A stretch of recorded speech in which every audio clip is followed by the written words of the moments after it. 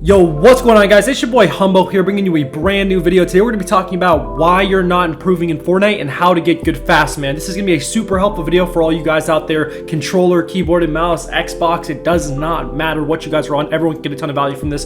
Just make sure y'all drop a sub, man. We're about to hit 30,000 subscribers, and I also live stream on Twitch daily. Link will be in the description there if you guys want to check that out. But yeah, man, without further ado, let's get into these tips, man. Let's go evaluate what we're doing wrong and how we can improve from it, man. All right, guys, getting right into the first major thing that I see tons of people do wrong and talking about how to fix this. So I see so many players, including myself, that have trouble converting the confidence that they build in creative into arena. And this is for a couple reasons. One reason being that your ping is usually going to be higher almost all the times in arena, so you're going to be lagging more as if you were just playing in creative. So that's a big difference right there, is just the actual internet connection, the delay, that's definitely affecting you. But more important than that, you were playing with something to lose when you're arena. You can lose points, you can go back to the lobby, that can get really frustrating, so you're not making these aggressive plays and fights. You're basically playing to survive instead of playing to win. When you guys play creative, you play aggressive, you try new things because you just respawn right away. It's not a big deal. There's nothing at risk really besides maybe your friend chirping you a bit. So then you're going to play aggressive. You're going to play, ballsy. You're going to make plays. And that's so important that you can bring that to arena. It's so important that you can find that confidence. If you were just playing to survive every single fight you get in, this is going to be a huge detriment to your guys' growth and probably a big reason why you're not seeing improvement. And I'm sure we've all had days or even a couple hours where you get into the zone and all of a sudden you're taking those fights and you're playing aggressive. You're like, wow, I'm good.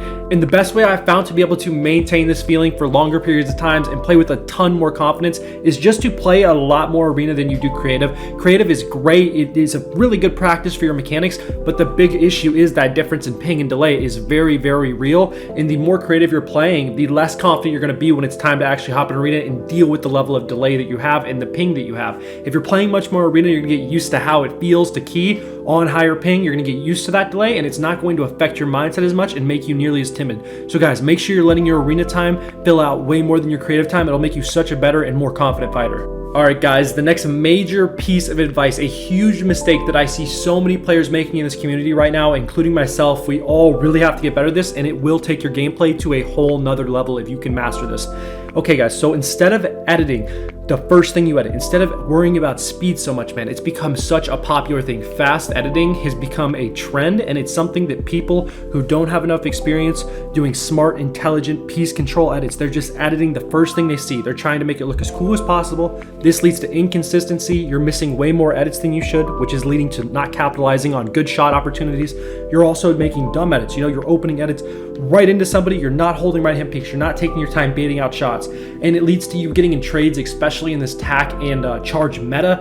And this is causing huge damage, trading, and it's not a good way to play arena. It's not a good way to be a consistent fight winner, man. So many pros have gone over this. You can watch any professional player. They have mastered the art of speed and IQ with their edits. So here's what I would recommend if you're trying to get better. If you're struggling with this, if you're struggling with dying and trading fights, you feel like you dominate a fight, but you still lose that gunfight at the end because you open a bad edit and they get a huge shot off on you. Here's what you guys need to do. Lower your speed. Think about the edit you're doing before you do it. And first, you're going to think this is a detriment. You're going to be going a lot slower. It's not going to look nearly as cool, but you are going to find that you're cleaning up and finishing fights so much more consistently. You're not taking these huge damage trades. You're actually thinking through your edits, baiting out peaks. It's not going to be great for clips. It's not going to look super flashy, but then slowly work up to that. So here's the scale that I've set. Guys, the first thing you need to worry about is IQ editing. Go as slow as you can where you don't mess up your edits. Go as slow as you can where you're not making dumb edits that open you right up into pump shots or charge shots rather, or tag shots. Make the smartest edits and then slowly work up your speed as you get better IQ. So then you're bringing up your IQ with your speed. You're not letting your speed outweigh the other and causing so many mistakes, man. Speed's important. Intelligent edits is smarter, man. Think about why you're editing this. Think about the consequences of editing it. It's so much more important than just looking flashy. Trust me, guys. All right, guys, the next major mistake that I want to talk about right now, it's something that literally all of us are doing. It holds all of us back, and I don't think anybody can achieve this perfectly, but if you master the mindset of where when something goes wrong in game, your ping spikes up, your ping's just high, you get your wall taken first try, there's a game bug, you hit someone 4 times with your attack and die. Look, guys, it might not actually be your fault, right? Like, you might have got cheesed super hard. I understand, trust me, it bothers me all the time. But if you can get as close as you can to mastery of being like, what could I have done wrong? Even if it was your teammate's fault, if someone else sold, if anything happened, you got one pump, someone bailed out, what did you do wrong? If you can find something to improve upon every time you die, even if you got cheese, you can find something every time. It's impossible, right, to achieve this mindset perfectly. We all know this. But if you can strive to get as close as you can to having a non-excuse mindset, to putting blame on yourself, taking on blame, looking at your gameplay, how could I have improved? How could I have done better? This is probably the biggest thing that separates a good player from a great player. And it's extremely hard for all of us, right? If some of you guys come in my Twitch streams, you know, you've seen me complain plenty of times. I'm not sitting here on my high horse telling you that I have this down, right? I'm just saying that if you reach for this and you try as hard as you can to get, like, you know, close to having a no excuse mindset, you will see such a huge dividend improvement, because when the other person's blaming other things and they're not looking at their own gameplay, they're not improving.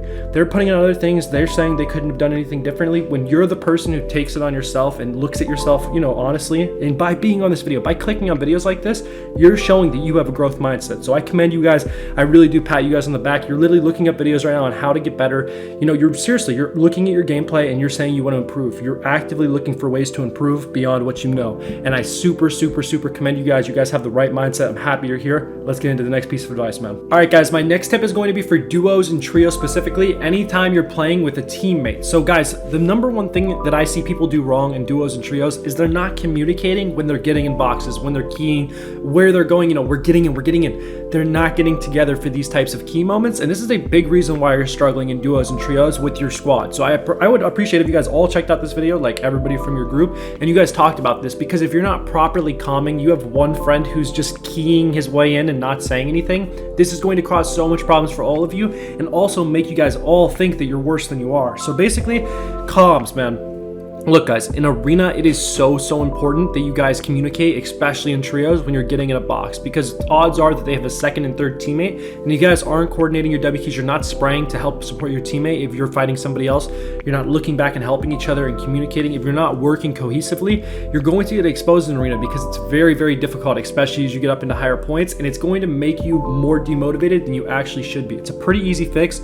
Properly calming and jumping on people together is a huge way to improve really fast. It doesn't actually change anything in your gameplay. It's just about talking, man. You guys got to be able to communicate when you're going to key, whether it's you or getting in on the box with your teammate. It's going to make a huge difference immediately in arena, taking on fights with your teammates. All right, guys, the next major piece of advice, man, something that so many people are doing wrong right now, including myself, I do struggle with this a ton, is putting a negative stigma on things that we struggle with, right? So let's say you're not very good at 1v1s, right? I'm a good 1v1er myself, but I'm not as good at 1v1 box fights, but I am a good build fighter. I always tend to want to build fight. I'm never doing box fights or realistics, because that's what I struggle with, right? I don't want to do it. I'd hurt my ego. That is a huge mistake by me, and vice versa. People who never want to do PGs, they make the excuse, when are you going to use that in a real game? 1v1s don't help. They help so much, man. It's so do realistic, so do box fights. If you, basically everything in the game helps, right? But you do have to have the intelligence. You have to know, when do I apply this? When is it a good idea to use the techniques that I'm practicing, and when is it not? Of course, guys, 1v1s help so much. There's so many situations where you need height in a fight, and knowing a good 2 or 3 very solid retakes and knowing how to do them consistently can change the whole fight, man, seriously. And it also helps you with learning how to shoot in between builds, which is a totally different type of fighting than box fighting. Timing up shots in between people's retakes. It's super important. It points in arena. You just have to know when to use it and not abuse it, okay? Also, vice versa, people who are only knowing how to do build fighting, they're only knowing how to play from height, they're going to struggle so much in arena, because there's tons of situations where you don't have a lot of mats and you need to rely on aim and using a little bit of mats to get a lot done, you know, in the box, playing low ground. There's so many situations like that where you can't get height, end game, mid game, tons of them, right? We all know this. Or you're getting third partied and you can't crank, you're getting chopped, whatever might be happening. So it's a really good idea to be a well-rounded player, and actually do go, if your friend's better than you at 1v1ing, go do it, take the L, and then hop into box fights after and cruise them, you feel me? Or vice versa. It's a very good idea to work on your weaknesses and welcome that type of thing. That will make you a well-rounded player. That'll take you to another level, because a lot of people aren't willing to face their weaknesses, man. All right, guys, and I really want to get this off my chest. I've seen so many of you in my comment section demotivated or feeling like you're not getting anywhere. And then I ask how long you've either been on keyboard and mouse, or how long have you really been trying to get better? How long have you been actually applying yourself to this game? And usually the answer is a couple months, a month, 3 weeks, and I'm not seeing the improvement that I expect. expected. Guys, listen to me right now. If you put in a hard 3 months from where you are right now, you will see an insane amount of improvement. The only thing that should matter to you is being better than you were yesterday. Stop comparing yourself to pros. Stop comparing yourself to the things that you're seeing and taking in on Twitch and YouTube. Only worry about yourself yesterday, and that will be the healthiest mindset for you in the long run. It's the mindset that got me through some tough days, man. With that being said, I'm gonna wrap this video up, guys. Make sure you please subscribe with post notifications on if you got any value from this video at all. I'm about to hit 30,000 subscribers. I freaking love y'all, guys. Have a wonderful, wonderful day.